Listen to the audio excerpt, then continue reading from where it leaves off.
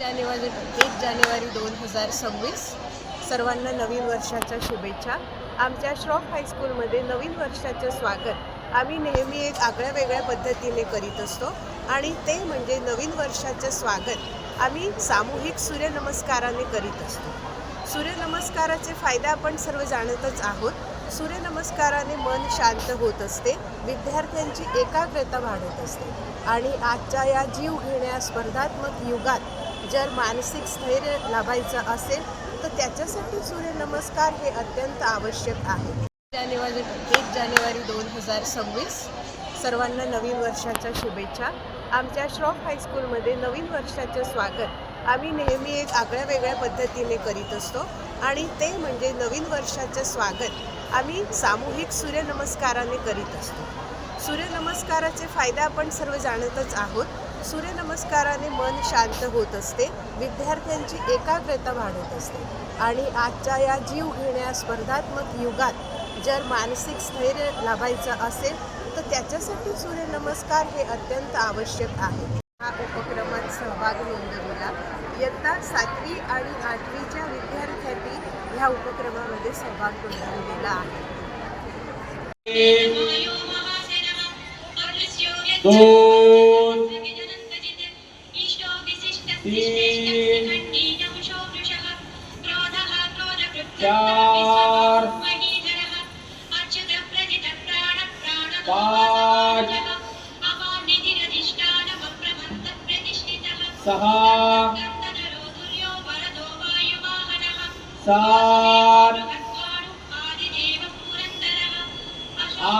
म्हणजे सूर्यदेवता।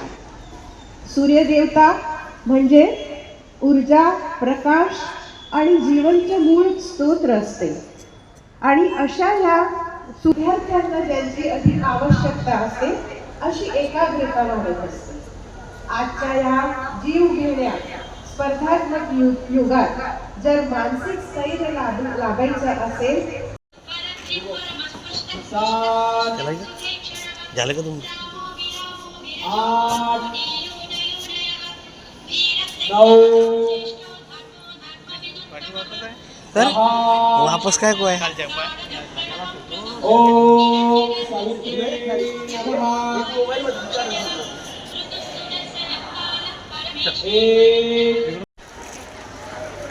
करणारं हे व्यक्तिमत्व आहे आणि आजच्या सुंदर सकाळी नित्य नूतन सूर्य देवतेला वंदन करून आपण आजच्या कार्यक्रमाची मंगल सुरुवात करूया।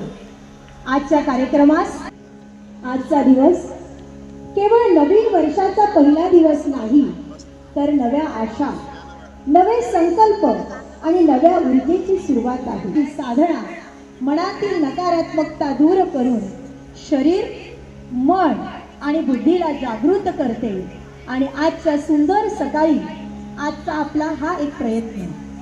आजच्या कार्यक्रमाची सुरुवात आपण सूर्याच्या प्रतिमेचं पूजन आणि त्याचबरोबर दीप प्रज्वलनाने वस्तू आणलेली आहे ती देखील मॅडमांनी स्वीकारावी अशी मी त्यांना विनंती करत आहे। आरुष्य आणि रोशनी असतील तर या ठिकाणी त्यांनी नंदुरबार जिल्ह्यात आपण जे काम करत आहात हे